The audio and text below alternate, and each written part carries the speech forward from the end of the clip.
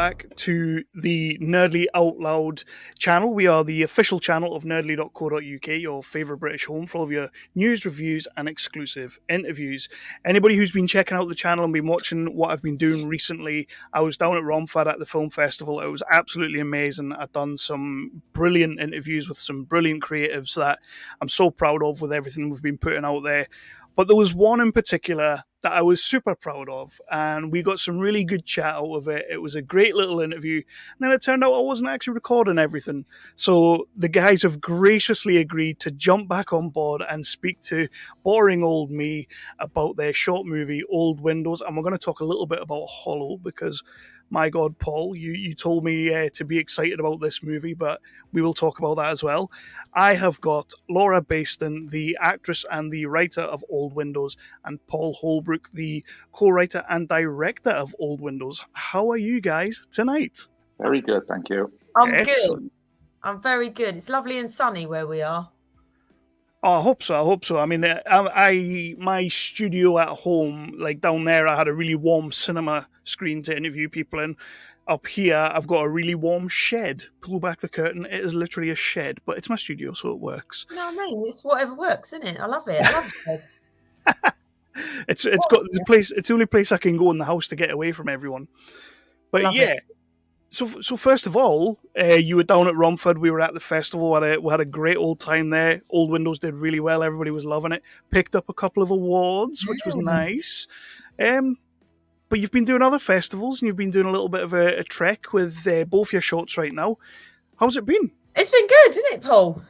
Really good, yeah. I mean, Old Windows is still quite early on in the world of festivals, but yeah, it's ticking along nicely. We had a good start. And then, on the flip side, Hollow is kind of coming to the end of its festival run, and won lots of awards. I think that Laura won about 6 Best Actress awards or something silly like that. Like every award we seem to win just seems to be Best Actress on that one. So it just goes to show how much she carries it. I think it's about 5, actually. Maybe. 5, well, Oh, but you're not counting.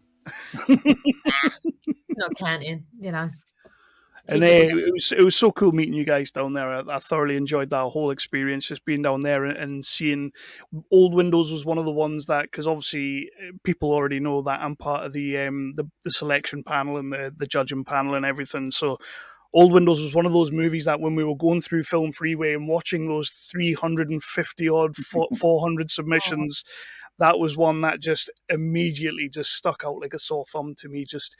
I'm a huge dialogue fan. This short movie's got a ton of that. Big Larry Lamb fan. This movie's got some of that. And Laura Bayston, I spoke to you at the festival about why that movie resonated with me. And I just want to get a little bit more insight. I know we've already talked about it, but a little bit more insight on where this came from, where this short came from, and how you crafted this story. It kind of all hems from Harry, really. He's the character, he's the main man, and he's a real mishmash of lots of people that I kind of knew growing up. He's got a bit of my dad, he's got a bit of my granddad in him, he's got a bit of the old man up the road.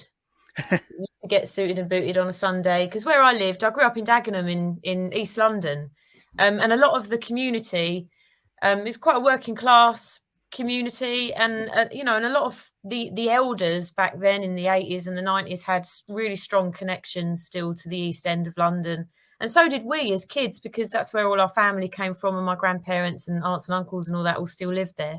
So we would often be trekking to East London on a Saturday and a Sunday, and it was all really based around the housing estate and the flats and the market and the cafes and the pie and mash shops. And it was like, I'm a real people watcher, and I've always been quite interested and intrigued by people. And one of my earliest memories is just going into the cafes and pie and mash shops with my nan and just sort of, watching people and being quite intrigued by that old man over there and wonder what's going on in his life. And I think the whole story just came together during lockdown, because obviously like a lot of people had a lot of time on my hands, and he was a character that felt quite nostalgic to me because of his resemblance to people in my family that I was missing at the time. And so it felt like the right time to sit down and complete this story. And I knew that I wanted it to be in a cafe of sorts, or pie and mash up. It had to have this sort of claustrophobic feel about it. And I always knew that there was going to be this story that was being told quite superficially, but with this other big story happening underneath. Because you get that a lot in families, don't you? Like, there's always some sort of drama going on. So yeah, I guess that's where it came from. There's always a bit of drama that not everybody wants to talk about, but in a roundabout way, they're all talking about it, if you know what I mean. And that's kind of what Old Windows very much does. It sort of tap dances around a subject without getting into it. Was that a conscious choice when writing and when getting down to the making, that you're just gonna skirt the issue but let people know and sort of make their own mind a little bit about what's going on? It wasn't a conscious issue, really. I guess maybe in my mind, without me consciously knowing it was a conscious issue, it was, but I never really planned it that way. It was just, that's how I heard conversations growing up. Yeah. So, like when you're at your nan's house and the adults are in the kitchen having a fag and they're talking and they're putting the world to rights, and as a kid you're trying to make sense of it and you're trying to understand, but you only really get the superficial bits of the conversation. You don't really understand the full weight of it, and I guess that's where my writing came from. It was just these conversations that I'd listen to, and then as you get older, you partake in yourself, don't you? Do you know what I mean? Does that make any sense? No, definitely. And I'm not going to ask the question of how you guys got involved together with this short or anything like that, because you guys have been working together for some time. But what is it about this dynamic and this relationship? Because you've worked on many shorts together that works for you guys. I think it's trust. We've spoken about it before, but it's just neither of us really have an ego. And on a lot of film sets, our directors have big egos and our actors and actresses have big egos, and none of we're both working class backgrounds, and we just kind of get on with it. We have a similar work ethic, and I think we know each other's strengths as well, and probably lean on those as a result. So when I'm writing, I'm often these days writing and to Laura's strengths, because I know what she does well, and at the same time, if I'm going to Laura with a project, she probably trusts that it will turn out all right at the other end. We just got a shorthand, I suppose. It's just, how long has it been? It's probably been about 7 years. Yeah, like I think 6 or 7 shorts. Years. Yeah, 6 or 7. Yeah. Yeah, I think it's just not every day in this industry. You don't, it's not an industry that's bursting at the seams with working class voices, is it?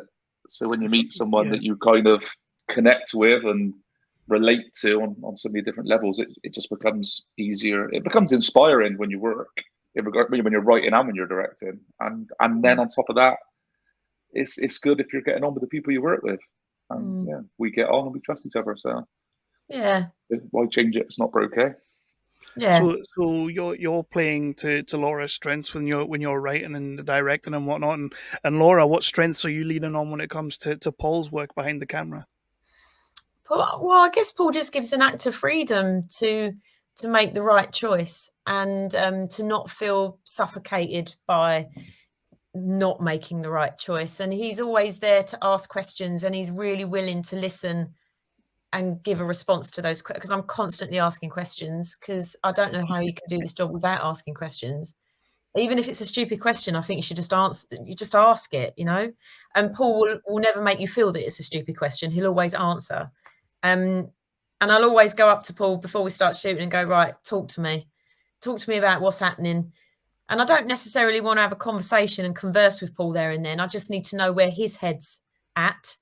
Are we in the same vein of what we both want from this scene? And usually we are. And I think it's that trust thing again, and knowing that you're trusted. Well, and I think insecurities as well. Like sometimes some directors will find actors asking lots of questions scary, whereas I like it, because by answering those questions, it kind of gets me back where I should be. And if an actor is asking lots of questions, they're invested in the characters or the story, and then together through those questions and answers, things get weightier, and you find depth that you didn't always know was there. It's just thinking, isn't it? Because one question will lead to another question that leads to another one that you haven't thought of asking. Then you're, oh, hang on a minute, but what about this and that? it's always digging. And I think the more you can dig away at, you know, the story, why it's happening, what's happening, and what you're trying to do to the other character is really important. And the commitment to do that in development as well. You know, it's a bit of a luxury to have access to your main actors, you know, for months and months and months at a time prior to a shoot. But because obviously Laura's my mate, we could just jump on a phone and ask lots of questions of each other, and just makes development a lot easier. So when you do get to set, those questions get a lot easier to answer, and as a result, you feel more confident and inspired by the work that you're doing. You know. Yeah, and Paul's not afraid to get quite emotional with his writing. You know, he can really get to a place that, I don't know, that is it's difficult. Some of the stuff that we talk about, especially with some of our projects that we've got coming up, it's like therapy, sitting in a room in the office and, you know, talk. We could just talk for hours about one scene and what's happening and why, and it is like therapy. And then the fact that you are doing that makes you go, okay, that scene's definitely has enough weight. There's definitely enough depth and weight in this scene that it belongs on the page and it belongs in front of the camera. And that is really reassuring. Yeah, that's awesome. Definitely. That's awesome.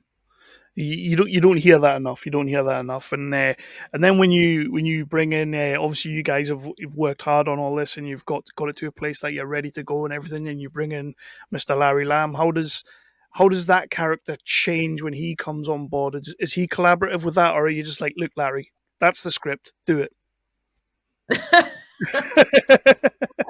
He was great, wasn't he, Paul? He was really invested in it from the word go. I mean, I couldn't believe it when he agreed to not only read the script but then liked it and then agreed to come on board with it, which, you know, was amazing. That was a dream. So he was really invested from the word go. And, you know, we met him a couple of times before. We had a couple of run-throughs with the script. He asked lots of questions of me as the writer and Paul. And he just brings this real earthiness to it, doesn't he? It's real authentic. It's authenticity that he brings to it, and he brings a voice that is recognizable for Harry in my head. It was just very authentic. Yeah. And there was always a fear that, because, you know, essentially his character is a East End London gangster, or it could at least read that way on paper. So there was always this fear that, you know, an actor might go, you know, cartoony and like play to stereotype. You know, even the costume is a little bit stereotypical. But instead, what Larry wanted to do was just find the human voice within that character. So he asked lots of questions. He wanted to connect with it on a personal level. He saw a lot of himself in the character. And as a result of that and the questions he asked about backstory and everything else, that enabled us to kind of load the subtext up even more in the script and take away a little bit, to trust that we could take more of it away, because Larry's delivery was so believable and honest and authentic that I think it gave us a bit more confidence to say, you know, let's strip that out. Larry's done enough with that look. Let's strip that out. Larry's done enough with that one word he dropped in there, you know. Yeah, so sometimes a look is all it takes. Yeah, definitely. Yeah. You can't play that subtext without knowing what the backstory is. You absolutely have to know 100% what the backstory is, even though the audience haven't got a clue. You have to know it as the actor, so that you can play the subtext. So that it's a game of chess, and you can't play that game without knowing the rules. And the rules was that information that you had, you know, as the character, and what had gone on in the past, and why he was asking questions in a certain way, and vice versa. That was definitely my thing with the short. And I asked you when I was down there, like, so who is Harry? What is Harry's backstory? And you didn't really want to give much away, but as I was sat watching the short the first time, so many times I flipped on who this guy was. You know, like I had all these different ideas of who Harry was, and he is an ex-gangster, or he's probably like a copper who's dealt with this sort of situation or something. But I went through the whole gamut of it, and in the end, I was just like, you know what, Harry's Harry. Yeah, I mean, I've got my backstory of who he was. You know, and he probably was a bit of a wrong one. Made a few bad choices. Obviously, you guys are winning awards for this short, and it's Austin. doing really well. But how's the reception been from everyone? Like, what one thing have you maybe heard from someone that's seen the movie and then they've made a comment and it's been like, oh wow, that's why we did this. Oh, Nostalgia. It's yeah. always the nostalgia that people, not just in the era, but in the types of people as well. Mm, That everyone just seems to be able to relate to Harry and Yeah. Carrie's character, Laura's character, Carrie, actually. The nostalgia and the walls. And I think for me as a director, the biggest fear was that it might potentially be boring because it's just a two-hander, two people in a room. But every time I've watched it with an audience, you can just feel the engagement in the room, and that is just really, really satisfying because we worked really hard on making sure the film had a rhythm. The subtext was loaded to the point where it wasn't, annoyingly, keeping information away from the audience. It was all there. You just had to lean in a little bit to get it. And Yeah. you get that sense whenever you watch it with a big audience, you just get this sense that there's a collective lean in to the subtext, and that is a really lovely feeling. And people have come out of it kind of with different ideas of what it all means and what the story is, and that's also okay. That if they're Yeah. coming out and they've built this story in their head, it's because we've given them a load of building blocks to be able to do that. Yeah. Most people get it. Some people say, "Oh, it made me cry," and I'm like, "Oh, did it?" Which was quite unexpected. That's not what we set out to do at all. But there you go. But yeah, most people get it. They can't wait to tell you what they think it's been about, and But you can take from it whatever you want. It is oh, definitely, that's the definitely. beauty of film, isn't it? So from one movie that is it's quite heartwarming in ways, and it's a nice cheery little story is Our Old Windows. Yeah, Paul, you were mega excited for me to check out Hollow because you kept telling me that if you think Laura's good in this, because I never even said in Old Windows like, Laura, I like a bit of Larry Lamb, but you are by far and away my favorite part of Old Windows. There, like I grew up in I'll not get too deep or anything, but I grew up in some pretty shitty circumstances, and I knew a woman just like Carrie that looked after me, and that was like the first thing when you're like cleaning the desk and then you start dancing and all that. I was just sitting there like, I know this woman. This, like, I've lived with this woman. So your role in that movie is great, but I want to talk about your role in Hollow because Paul, dude, Oh. you've put her through the ringer on this one. Yeah, I mean, she goes there, and that enables Jeez. us. Yeah, and that gives us the chance to make these type of films. Yeah, she's awesome, and she carries that film, like she carries a lot of my films, and luckily So, she's so winning lots of awards tonally, because of it.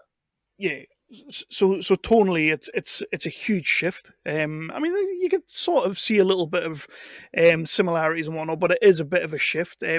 How do you guys, as a collaborative team, approach something like The Hollow compared to something like, not The Hollow, sorry, Hollow, compared to something like Old Windows? How do you approach that as an actress and as a director?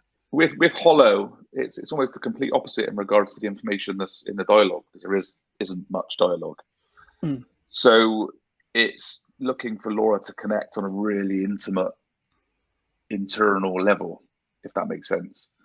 So, yes, we're loading up subtext in Old Windows, and we're loading up subtext always. That's what I love to do. But with Hollow, there's very much a pain and some deep emotions being stirred up in that lead character, and it's trying to find a way that your actor or actress can connect with those themes without it becoming, what's the word, without it kind of becoming, is gratuitous the word? That's probably not the right word, is it? But it has to still feel human, grounded, and authentic, is what I'm saying. Like, these are big themes. It's about revenge and redemption and grief and religion and all these big things that, if they're not handled carefully or handled with respect and intimacy, you can fall into stereotype. You can fall into kind of just action for action's sake, or these big bombastic scenes. Yeah. This was a character study, so it was bringing all that stuff right the way down into Laura's belly. and then getting her to start from there. And that's what we did, and we built the film from that feeling. That me and Laura, you know, when me and Laura were talking about writing the film and developing the film, and as we're heading towards production, we constantly talked about what was going on inside Laura's head and what was going on inside Laura's belly, and then just built the tone of the film from there, rather than building the tone of the film from, you know, action set pieces or big religious speeches or anything else, you know. I mean, it's a difficult role, and I'm sure you've played many more, you know, just as difficult. But this, for me, is one of these roles that I think, as Paul was saying, like if you over egg it or if you go that little bit too far, it becomes almost, you know, ITV territory or whatnot. But you nailed it and you knocked it out of the park. How did you approach this type of role? Well, I do maintain that it was the privilege of having time, and Right. I had a lot of time to get my head around what was happening in the script and why. And it was, like Paul kind of touched on, really working from the inside out, because the themes on this for the character is grief, really, and how it can just eat away at you. And so for me, it was really, really important to have a really physical connection with the character more than anything, actually, was to feel physically different, physically uneasy, physically unwell, physically not quite comfortable. Because I've had moments of grief in my life, not to that extent, but it just doesn't ever sit right with you. Do you know what I mean? You can't quite get comfortable in your chair. And so the whole physical thing was really, really important to me. And I've said this before in other interviews, but the only way that I could get my head around that and to grasp it was to do something physical to my own body. And so I lost 2 stone. I was hungry. I cut my hair off. I dyed it brown. It looked shit. And I just didn't feel myself. And I think when you don't feel yourself and you don't sit right, you know, nothing really. Yeah. I'm doing it now. I feel like I want to go, like it sort of feels like wiggling away inside you, this grief worm. And so, yeah. So it was quite. The hunger thing was just like something else for my mind to be preoccupied with, because I felt for the character, she was constantly thinking of this, you know, this anger and this revenge and the grief and the loss of a child. It was always there, always. She couldn't escape it. And like with hunger, it's always there, and it's always, you can't escape it. And the only way you can get rid of it is to eat something. And so I used that, and I really manipulated that to help physically get in the character. And I just, maybe that helped. And just trying to stay really focused and not get too involved in what everybody else is doing on set, and not get too involved in all the dramas and the laughs and the jokes, and just try and stay really focused on what's happening and what's coming up next, what's happened before. That's really important. You know, as you go into a scene, it's really important to know what happened 5 minutes ago. Where do we go from here? If that makes any sense. Well, I'm just kind of bringing your worldview all the way down to this tunnel vision of grief and revenge. Yes. And all this other stuff that's going on around you. It can't get in, because if you let it in, it's almost like you're cheating on the emotion. So I remember us talking about, you know, if someone told you a joke, it could be the funniest joke you've ever heard in your entire life. But if you were to somehow let a giggle out, that would be like cheating on your dead daughter. So that can't feel right. Eating a delicious meal, no, nothing can trump the feeling of this intense grief and anger that she's got. Yeah. So it was constantly just drilling all that down into Laura's physical performance and making sure that the external stuff that was going on, whether it be the pretty cinematography or, you know, the knives and the religious speeches and the big fancy churches or whatever it might be, that is all going on around this. But our focus is laser focused on Laura and her internal conflict. And we had to build the film around that, and not all this other pretty stuff. The pretty stuff's there, and the pretty stuff's winning us awards, and it looks nice to look at, and you know that's all movie making. Yeah. from the storytelling point of view and the tonal and thematic point of view, it was all laser focused on Laura's internal performance, and it had to be. I mean, yeah, that's like, it's one of those things that if you can make something that does look as good as that, but like stir up the most thought provoking feelings, like, because that's what Hollow does. Like, by the end of it, I didn't really know what to think and why I was thinking it. If you know what I mean, it took me on a bit of a journey, and they. When that door opens at the end, I ain't giving any spoilers, but when that door opens at the end, you destroyed me in that moment, and I have to thank you for it. I loved it. It was just like, wow, like I love it when a short does that to me, and it's different. It's a nice feeling. It's a great feeling, although I felt like shit. But well, it's almost like we need to earn that from you, right? So I mean, it's a long short. It's 30 minutes long, but if I think if we would have went to something a bit more bombastic and fast paced and action packed, I don't think you would have given you enough space to kind of feel that way. To be fair as well, when you throw DC Danny Glaze in there, I'm always going to be a happy man. I'm a big fan of the old Bill days, so it was nice to see him in there. It was great to see him, and what a role that was as well. Yeah, and he's a legend. obviously Chris Hitchin as well, kind of making his way right now as well in Trigger Point and stuff like that. So that was another kind of question that I did have, because you guys work together really well. You're obviously a great little team here, and everything I've seen so far has been spot on. But you also have a knack of casting just wonderful, wonderful actors who sometimes, I mean, Larry Lamb's obviously had his moment in the highlight and everything. He's doing great stuff, but some of your actors are fantastic, but haven't necessarily broke out, if you know what I mean. And you seem to be using them to their full potential. Where are you pulling from? Are these people that you've worked with before, people that you've known on the circuit, or is it just somebody you see and you're like, I need to work with them? It kind of happens both ways. Yeah, I mean, it happens both ways. I mean, sometimes it comes from a really good casting director. So on Hollow, we have a casting director called Heather Bayston or Bayston. I'm not Baston, I think. That's me. I'm Bayston. You're Bayston. She's Baston. And she's amazing and was really supportive early on in regards to like reading the script and giving us kind of, you know, her ideas about who was out there, who was available, and who would be great at doing it. And yeah, I mean, I didn't know Carl Collins until Heather put him in front of me, to be honest. And then I recognised him, you know, from the bill, what have you. But I didn't go out searching for Carl Collins. He was just on a list of 3. He did a self tape, and his self tape was great. Same with Chris Hitchin was cast directly. Purely because when Heather started talking to me about Chris and the fact he used to be a pipe fitter and he's just from a council estate, you know, and all this, and he's just started acting and has got this knack for it. And then I think I met him on a Zoom call or something, and I was like, yeah, this guy's absolutely perfect. And again, it's people you can relate to, people you can work with, and there's no ego there, and you're like, you know, it's like chatting to your mate down the pub, and it just all becomes a lot easier.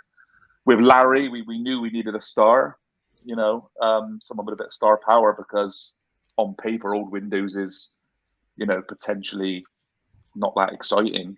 You know, the log line isn't that exciting. 2 people in a cafe talking over tea and king, you know.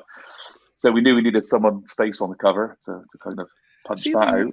You say that, but if I had read that log line, 2 people sitting in a cafe having cake, I'm watching that all day, every day.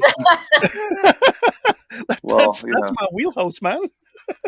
It's not the most commercial log line going, is it? Yeah, I know what you're saying.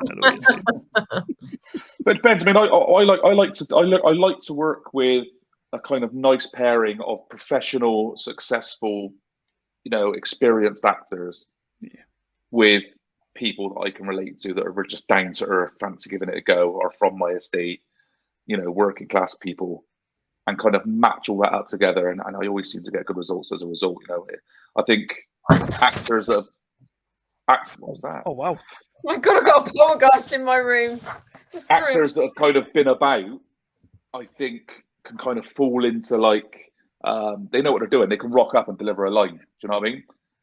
But I think that, and then when you bring actors in that haven't been about and are trying their absolute hardest, they can sometimes try a bit too hard, and it become overacting. And I think when you put both together, you just sometimes it just seems to work. That you just find this nice, happy, grounded middle ground. Yeah. I'm with you there. I'm with you And there. the script's got to be good. Like I think different actors will interpret scripts differently, and like with Carl with the priest character in Hollow, like whereas Laura only had this kind of internal conflict to work with, Carl had the internal conflict of does he or does he not, but he also had the external conflict to work with as well. He also had the big religious texts, he had the big speeches, and all this kind of stuff. So you needed a really good actor that can deliver a line without it sounding pretentious or silly. And he's great with dialogue, Carl. Like he brings the drama to it. If Laura brings the emotion and then he's bringing the drama, you mix both those two up in a room and you just get fireworks. It's great. That's cool. That's cool. Could you? I'm a huge fan of the likes of Shane Meadows and everything, and Hollow does feel how like it has a little bit of that realness, that grittiness vibe, and all that. Could you see yourself expanding Hollow into maybe like a 4-part kind of series or something like that? Could you see yourself doing that with Hollow? I'd love to. I mean, there's definitely scope there. I mean, the story is big, right? And it's dealing with big themes. So, when I first started writing it, it was long. It's a long short. It's half an hour long. I think there's potential there for before this film, and I think there's potential there for after this film, story-wise. So why not? But hey, if only it was that easy to get 4-parters off the ground. Well, yeah. It is a short that when I was watching it the whole way through and all that, and then especially when you come to the end, I'm just kind of like, I want to see more of this. Like, I want to see why this character is here, and obviously you get little parts of it, and I'm like, but at the same time, I also kind of wanted to see Chris Hitchens' side of it, and the priest Carl Collins. I kind of wanted to see. Of course, I love the Bill, so give me some more of him anyway. But I wanted like just more, and it's like just come on, where's the rest of this? I know. So I wish, man. One day maybe. And I'm sure Laura will come back for it. I'm sure she will. Yeah, we just got. The rights to it are owned by the producers, so yeah. If the producers are watching this, people want a longer version. Let's do it. Yeah. Absolutely. And what was like just a quick one on your role in that short, Laura? Like, what was the hardest kind of place to get to in that short for you? The hardest place. All of it really, but I think it was maybe the dance scene in the living room, because I don't know, it's quite an intimate thing to do, and it's trying to not make it look silly, and know that, I don't know, I just had to just really try and stay completely focused on what was happening and the character and why she was doing this, and that's why it looks so awkward. So that whole idea, isn't it, of music not being able to, you're not feeling how you're supposed to feel when you're listening to music that is making you move. It was just, I think she felt just so uncomfortable and awkward, and it was just, and that's how it should be, and that's, found that quite challenging. But no, I mean, all of it, I just love it. I love the fight scene. That was my favorite bit. You know what it is as well? I was getting ready to punch the air because I really thought, right, she's going to get up now. And I was like, here we go.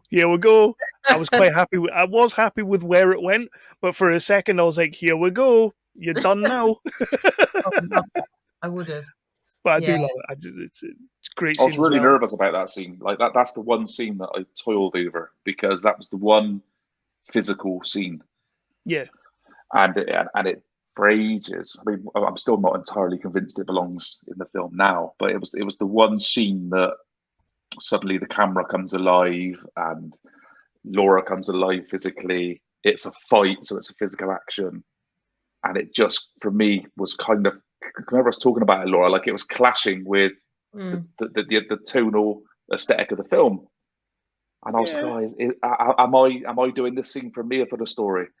Because I want that, I want that cool shot of Father Hill. That's what I want.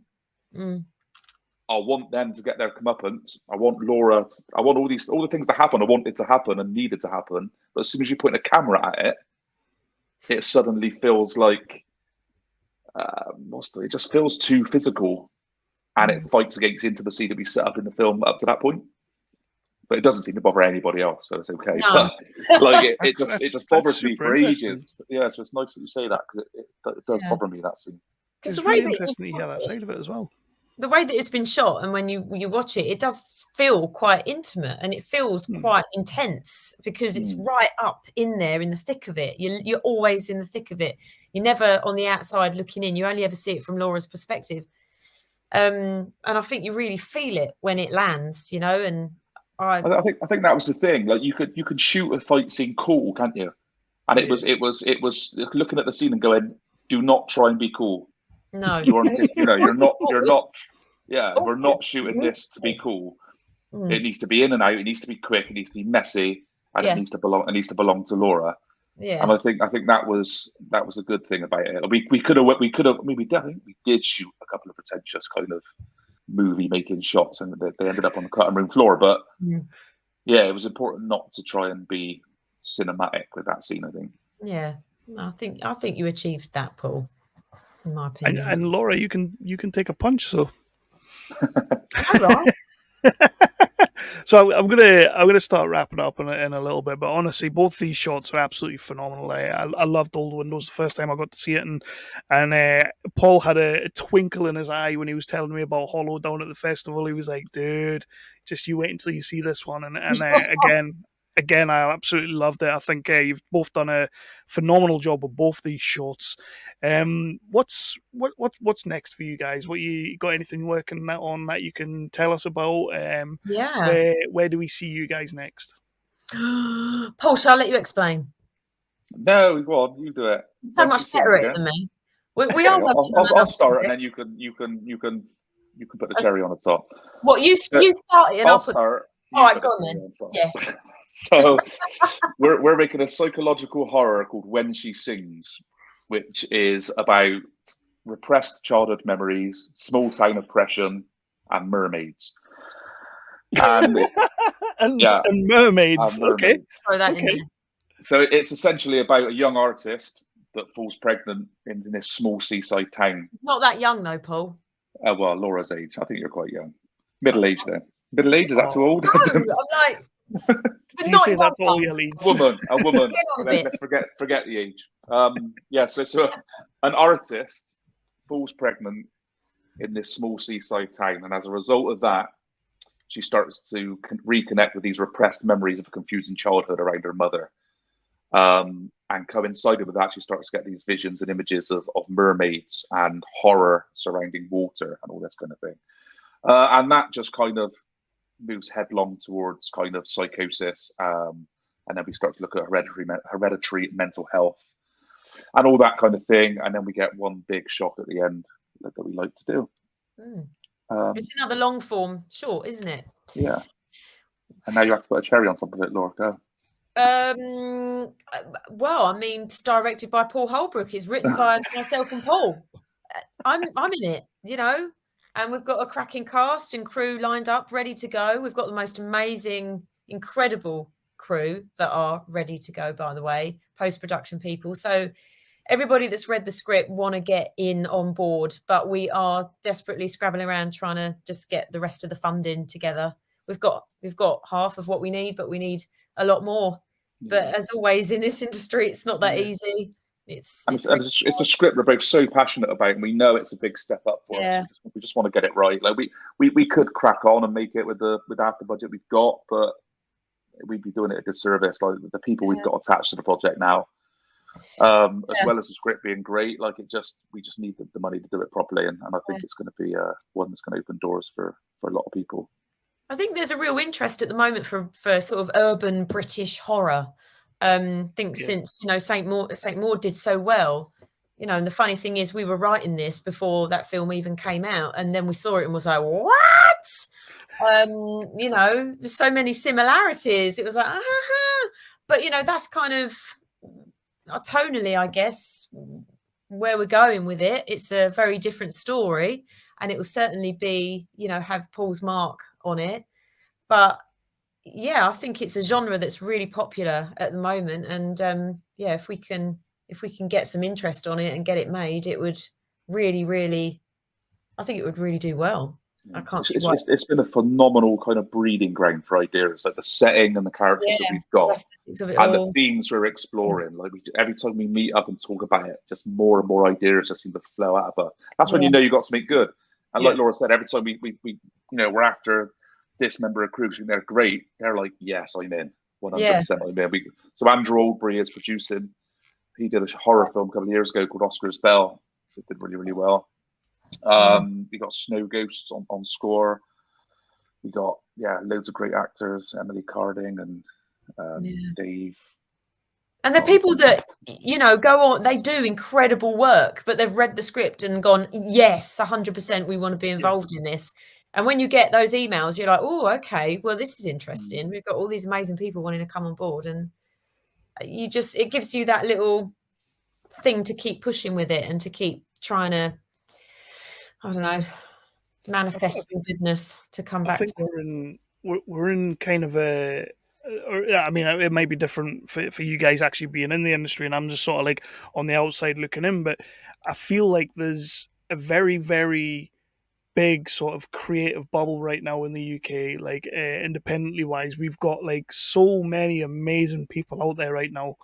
So you will find people that just want to get on board and want to get your movie made, and I really want to see another movie about mermaids. I don't think I've seen enough of them, so I hope this gets made. It will. I'll send you the pitch deck. You can have a look. And of course the trademark score for your shorts. I mean, I think Hollow's got some phenomenal music in it, and All Windows is. You guys know how to pick a track for your shots. To be perfectly honest, because All Windows as well, from the second it starts, you're just back there. Like, you guys are great at that. So I'll be interested to see what we do there. Top man, thank you. Thank you. And just quickly, Laura, Safe. What's Safe? What can you tell us about this? Yeah, Safe. I'm making that. That's been written and it's being directed by a brilliant female director called Debbie Howard. And it's a really short 7-minute short, which is highlighting the dangers that women find just trying to go about their own business on the streets of the UK. So we're setting this at a bus stop. It's 7 minutes before the bus arrives.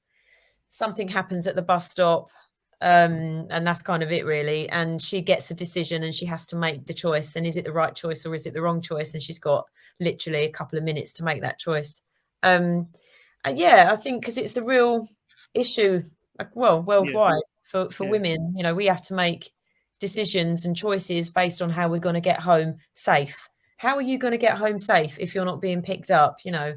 And it's something that we just think about without even knowing that we're having to think about it. And I've got 2 daughters and I'm constantly worrying about how they're going to get home safe. Are they going to get down the drive okay without being accosted or picked up at a bus stop?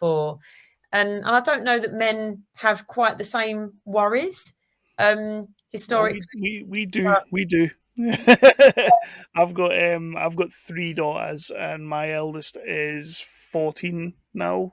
And the thought of her going down the street right now, and I live in a tiny little town, so nothing's going to happen here. But the thought of her going out, we have the same. We have the same, definitely. It's just about how women have to change their behaviour. Yes. To just do something really mundane and normal, like walking home. You have to go, well, I'll avoid that street and I won't go down that alleyway and I'll hold my keys in my hand just in case, or I'll run the last minute so I get home quicker and safer. So, it's just that. We've got a GoFundMe page, which we're nearly at target. We've only got a really small amount left and we're hoping to shoot that in October of this year, early October. So thank you for bringing that up. No, I saw it. I've been seeing it the last few days. It's obviously when you speak to the guys like I do and you guys and whatnot, you tend to find that it's all kind of connected, and that's popped up a few times on my my social media. So I was like, right, I'll just note that down and I'll throw that in, and she'll be super impressed. Yeah. Thank you. But Yeah. no. Thank you guys. It's been absolutely brilliant. I am so sorry that this failed when we were down there. But you know what? It's led to a really nice conversation tonight. I've enjoyed this and getting to know a little bit more about these two shorts. I loved Old Windows. Hollow loved that as well. Give us some more great shorts, and I'll definitely be looking out, and I'll be pushing as much as I can for people to give you as much money as they can. Oh, thank you. Thank you so much. Yes. Give it all to Paul and he'll make the most amazing films. He will. Without He a doubt. will. So, would you like to do me a favor and just sort of let our viewers know where they can find you and Oh, Paul? just promote yourself for a little bit? On Instagram, I'm Paul Holbrook Film. My website is www.paulholbrook.co.uk. Simple. I'm Holbrook99 on Twitter. I don't know what I am on my socials. Just Google me and something will come up. Laura Bayston. Yeah, you'll find something. Yeah. I'm on Instagram and Twitter. That's my preferred socials. Yeah. Well, Facebook's just for old people, really, isn't it? It's for family, isn't it? I use Facebook for family and friends only. That's it. I do say that, but I just refuse to get involved with Twitter. I turn it on and I have a look and I post all my episodes and stuff like that. But other than that, there is no point sending a tweet to me. No, there are a few rules and regs with Twitter. You've just got to figure it out. But yeah, I think once you figure it out, it's all right. It's all right. Yeah. but again, thank you so much for coming on, and everyone out there watching, listening, who's caught this episode and stayed with us for the distance. Please do check out these shorts wherever you get a chance. They are currently Old Windows is still early on in its festival run. Hollow is kind of coming towards its end and all that, but wherever you get a chance to see it, watch these shorts and support these guys and tell them I told them that they're great. So yeah. Thanks, guys. Top man, Kevin. Awesome. Thank you very much. Thank you.